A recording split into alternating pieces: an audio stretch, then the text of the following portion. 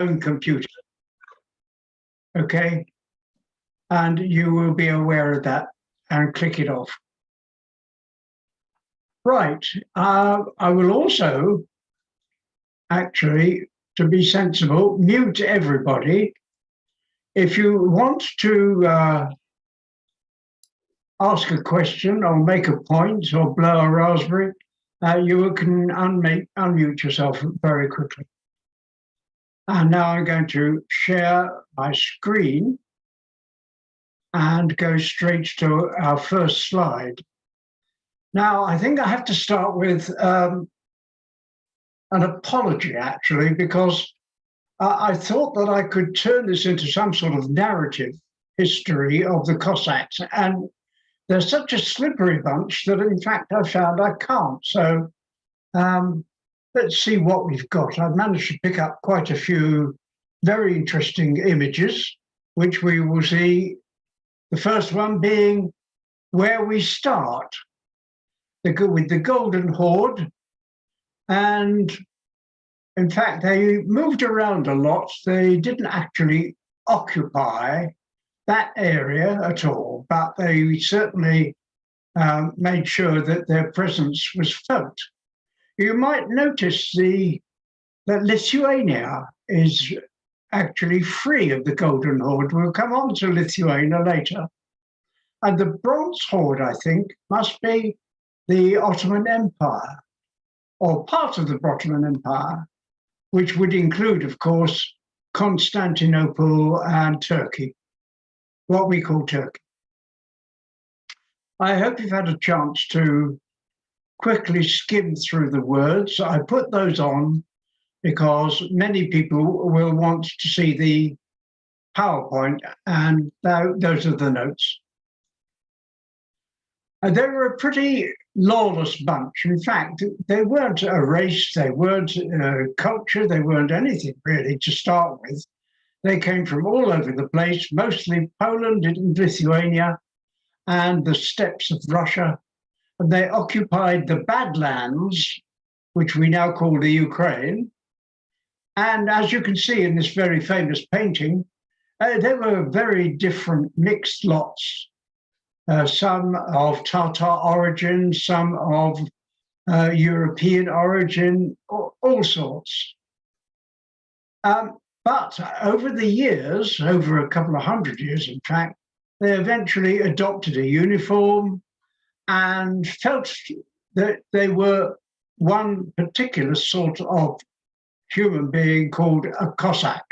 But there were many different Cossacks, the Don Cossacks, the Kuban Cossacks, the Zaporozhian Cossacks, and the one we saw before, just back there, were the Zaporozhian Cossacks, writing to the Sultan of the Ottoman Empire a very, very rude letter, which I have decided not to read out to you.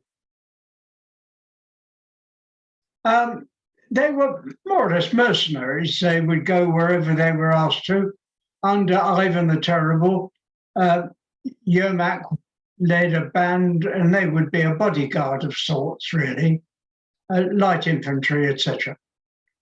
But eventually, he rode east and defeated the Siberian Khan, and Siberia from then on was part of the Russian Empire, which had not been before. During the reign of Catherine the Great, a man called Pugachev decided that he would be the great Khan, if you like, the Cossack Khan of Russia, and he led a great insurrection. You can read what it says there. Catherine, of course, was a very canny woman, very clever. And in fact, if we go, Pugachev inevitably was captured and killed. He was assassinated. But he was popular, and serfdom was something that was very important consideration in Russia. Catherine was famous for two things. sex and administration. She was a very good administrator. And the other thing we won't talk about. And she decided that she would carve Russia up into various states and put in a civil service and somebody in charge. And she gave the Zaporozhian Cossacks a grant of land, and they were free of paying taxes. Very clever of her. Thereupon, they generally tended to favor whoever was the Tsar, although they were free themselves, and they were always on hire to whoever wanted them. And the Tsar Alexander had a Cossack bodyguard, and when he was assassinated, they were put to use. You can see a man with a top hat attempting to rescue a child. Now, I don't think he's going to succeed, actually. They use the saber, but only, I think, for flashing in the air. Mostly they use whips, the leather whip of the Cossack, with a knob on the end, you can see. I'm glad that Narodnya Volya is mentioned here, the people's will, that translates as, because one of the people who was part of Narodnya Volya and who was executed along with the others when they tried to assassinate the Tsar was a man called Alexander Ulyanov. And it made a terrible impression on his younger brother, Vladimir Ulyanov, who later on changed his name to Lenin. And I think you know who I mean. As a bodyguard to Tsars, they were very popular. Nicholas II actually dressed up as a Cossack. He thought they were quite a splendid lot. They were basically still on hire and could be the different Cossacks. There were the Don Cossacks and Kuban Cossacks. Catherine had said that the Kuban Cossacks were free of taxes, provided they kept the gates to the Ottoman Empire free, and they did that job. So they were more or less sort of gatekeepers and bodyguards, but still available to whoever wanted them. 1917 came, and the question you can read there, who are you with, us or them? Most of them said, we're with them. But the Zaporozhian Sich felt quite differently. And in fact, lots of them fled to Western Europe and said they had no wish to have anything to do with the Russian Revolution. Stalin had no time for them or for the Ukraine, where they mostly lived. And they were fiercely repressed. And not only just the armed men, but the families. Millions died of starvation during the 1930s. But it had started before that. You can see by 1921, they had less than halved. This is a very interesting map. Take no notice of the date 1933. I don't believe it for a second. Poland, of course, had not been cut up by the Molotov-Ribbentrop Pact. That took place much later, I think. And neither was Czechoslovakia part of the German Empire. Kiev was, and in fact, the whole of what we call Ukraine. But Czechoslovakia was not. And it's interesting that Lithuania were not included as well. They would become part of the Russian Empire. In 1940, Hollywood, for some strange reason, got all romantic about the Cossacks. I've put this picture with great pleasure in here. It's Nelson Eddy singing At the Balalaika or Ride Cossack Ride. I put it here because I can distinctly remember seeing it at aged 8 or 9 at the Red Horse Cinema, Walham Green in Fulham during the London Blitz. Nelson Eddy, who'd have thought?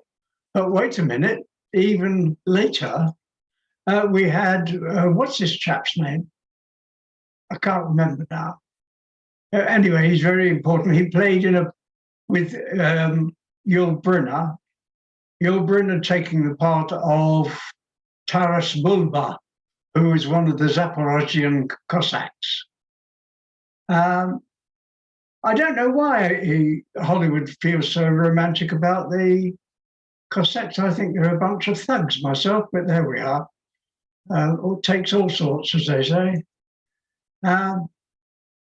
You would not be surprised to learn that some decided to make their peace with the Germans. In fact, the German army didn't like them, didn't want them. But Himmler, who's in charge of the SS, which was different, was quite happy to use them, to do some of the dirty work of the SS. And of course, they were very good at breaking up things up, especially rounding up Jews and stuff like that, nasty bits and pieces. They are still very much part of the Russian army now, however, and they are a central component of Russia's army in the south. And we will come. They played, it says, a pivotal role in the annexation of the Crimea. So Russia has made its peace with the naughty boys of the Badlands and adopted them. Somebody's coming in, they're a bit late. There we are.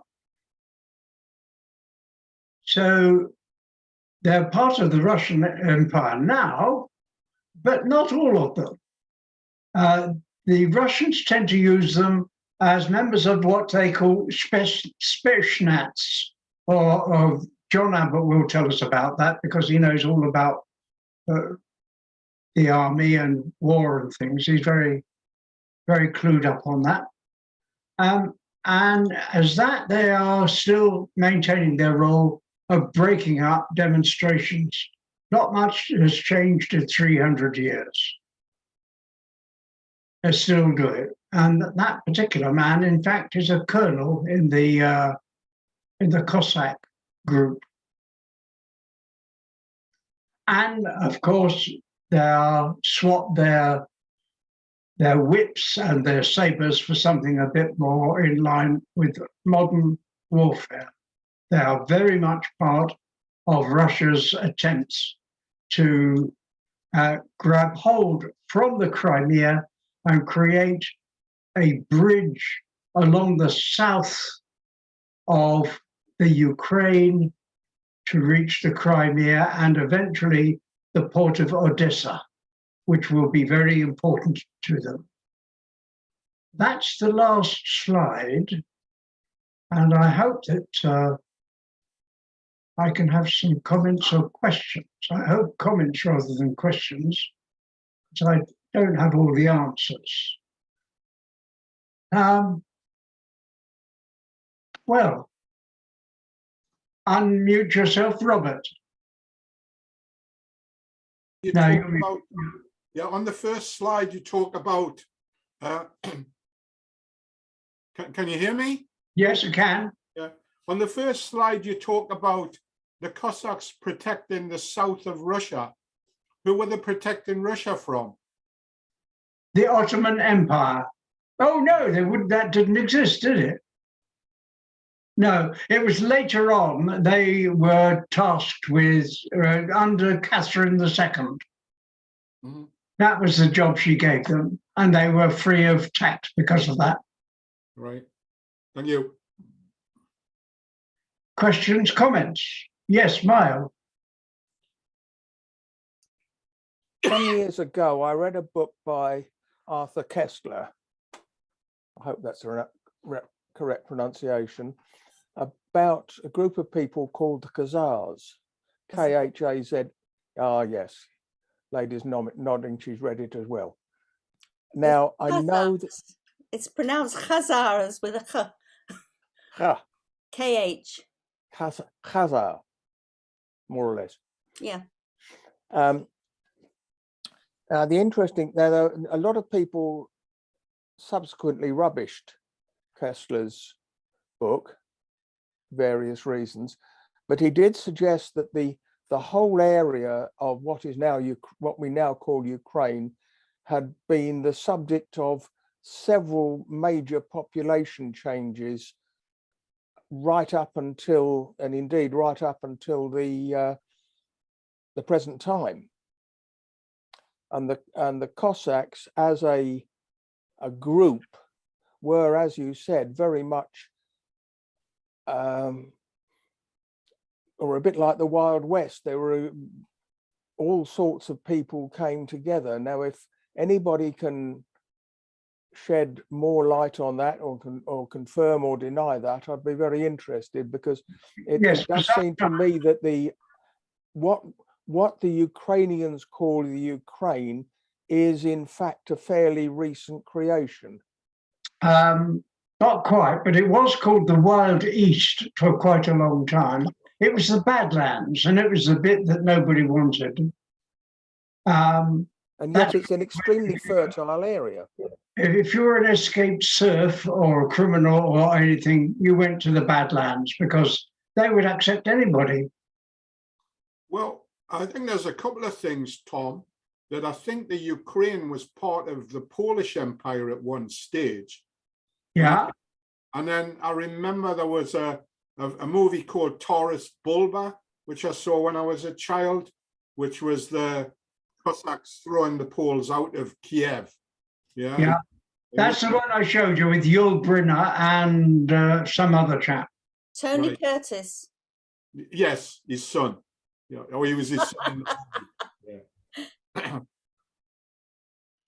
Yeah. I'm Jewish, and we were brought up all to know that the Cossacks were the ones who gave us the pogroms in the 1880s and forced Jews to leave and go to America and Israel, or Palestine as it was then, and various other countries. Yes. Yes. They were. They were prepared to do the dirty work for either the Russians or the Germans, whoever would have them. And My certainly, mother was, sorry, go on. Yeah, my mother was Polish, and she actually hated the Ukrainians because they did the dirty work for the Germans in Poland. Yeah. Yes, that's what the Jewish descendants of Polish and Ukrainians have been told. I mean, we always were told that it was the Germans didn't have to work very hard at getting rid of the Jews and murdering them, because the Cossacks did it for them in the Second World War, or before the Second World War. Yes, yes. And that's why Himmler was prepared to have them in the SS, where the German army said, well, light infantry, we don't think there's much for them to do in a modern war. They still had sabres and lances and things.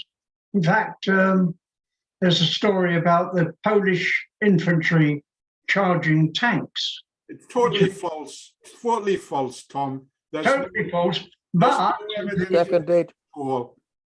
It wasn't the Poles. It was actually the Cossacks. John might have something to say about that. I can't. Sorry, Tom. I've had technical problems. Right. No, I'm talking about John Abbott in Todmorden. Sorry. He knows quite a lot more than I do about these things, but he won't. I can't get him to talk, so fair enough. Oh, right. No, I just I haven't really. Can you hear me?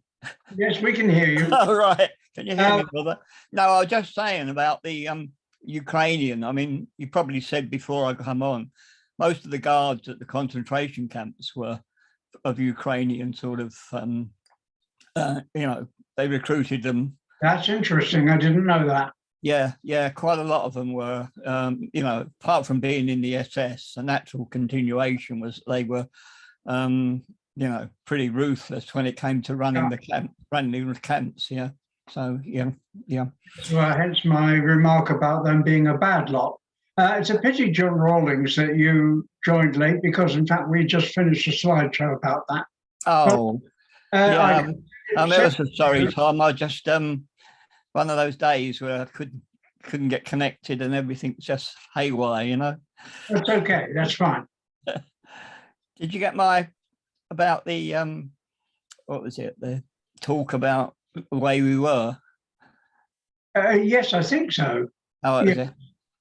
Sorry, I'm diverting, but Right. I did enjoy that. I mean, I was in a anyway. Back to this. Yeah. I will send that to you, I think, or something. Okay. Any more comments? Any more questions? No, nothing at all. I'd No. like to hear from John Abbott, please. Are you a specialist in this area? John? You're muted, John. You're muted. John Abbott. No, John Yeah, Rawlings. No, the other John, not Oh, John. the other John. Sorry. I have to unmute him. I don't think you. Oh, No, yes. it's all right. I think I've done it. Is that right? Yes. Yes. No, I have a reputation as being a whiz on matters military, and it's very amateurish. I know a little bit about things military, but in this area, it's all completely new to me. I've learned a great deal from that, and I don't really have anything to contribute. Tom asked me about the role of light cavalry in World War II, and I couldn't contribute anything. The only thing I would want to say about the suppression of Jews in the Second World War is that very few countries had any difficulty rounding up the Jews. Most anti-Semitism was rife in England as well as everywhere else in the 30s. Yeah. And most countries had no problems at all in rounding up their Jews and putting them in special camps. The French particularly did all the work. It was only, I think, Denmark. I think Holland and Norway as well. Yeah. Yes, Norway, Denmark didn't, though. Denmark's queen wore a yellow star. That's right. On They day one. refused to give up their Jews. Yes. But in fact, my parents were very involved in helping Jews in Soviet Russia before they were allowed to leave. And so I had heard a lot about Russian history from my father, who was actually from a family who came to England in 1666. But in fact, he studied Russian as a degree late in life, and therefore spoke it and had a knack for languages. So he used to phone the dissidents in Russia, in the Soviet Union as it was, and speak to them and get the news out, which is how we heard so much about what was going on through the newspapers in England. Yeah. On top of that, my daughter is a rabbi and in the Reform movement, Reform Jewish movement, and she's just today come back from the March of the Living, and was in some of the camps. I don't know if everybody knows what the March of the Living is. No. How can you tell us? Celebration. Well, towards the end, right at the end of the war, when the Germans knew that they had lost, they marched a lot of the surviving inmates from Auschwitz to Birkenau. Auschwitz was a labor camp, but Birkenau had its own crematoria. And so it was purely a murdering camp. There were no huts for people to live there. And they marched them across, I think it was a couple of miles. And today, a lot of Jewish people and Israelis go on this march and call it the opposite, the March of the Living, to show that Hitler didn't win and that the Nazis didn't win and that we are still around. Thank you. Yes, But yeah. she went with an interfaith group because we're very keen on interfaith in our family. Mm. That's, I find that very touching, Lana. Thank you very much. Yeah. Well, John claims he doesn't know very much about life infantry, but he does know about the Red Horse Cinema in Walham Green because he invited to go there. My word. That was 70 odd years ago. That takes me back. Yes.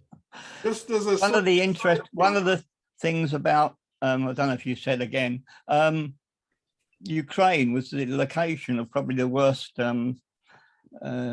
extermination in Baba Yar, where they, for 2 days, they killed, I think, 32,000, which was, and again, that was all, very few sort of SS there. It was mostly the locals who sort of, helped out, so, yeah, they, they haven't got a good reputation at the moment. I don't think, they was. No, not at all. I have visited Baba Yar. Have you? It's a soulless place. It's very depressing. But the other thing that was very well known was that in Stalin's time, he had the kulaks, who were also partly Cossack. Yeah. He just shipped a lot of them off to Siberia. Mm. And when they were trying to make the farmland into communist farms, and he in socialist farms, and anyone who objected was killed or shipped off. So he caused the largest famine in the bread basket of Europe in the 1930s. The Holodomor. Oh, right. Well, that's Interestingly, apparently, I was reading somewhere that as a result of both earlier cruelties and that one of the largest concentrations of people of Ukrainian descent is in eastern Siberia. Quite likely, yeah. Those people were shipped to the Vladivostok area to keep them well away from, well, A, to populate that area, which was pretty well empty, and B, to get them well away from their original homeland. Yeah. Interesting. Well, Stalin was very much involved in, the Katyn forest where they killed the cream of the Polish officers. And he blamed it on the Germans, and it was only later on that it came out that it was, they did it. So it was, again, I think, in many ways, both he and, well, probably killed more people than actually Hitler did in some ways. But yes, certainly more people died in Russia than anywhere else. Yeah. I'm going to close now. Thank you very much for attending. Oh, yes. Thank you, Tom. Sorry I was late. Very interesting, Tom. Thank you. Well researched and well presented. Thank you, Tom. Thank you very much, Tom. This is available as a recording. Oh, right. And also as a PowerPoint presentation. Just write to me.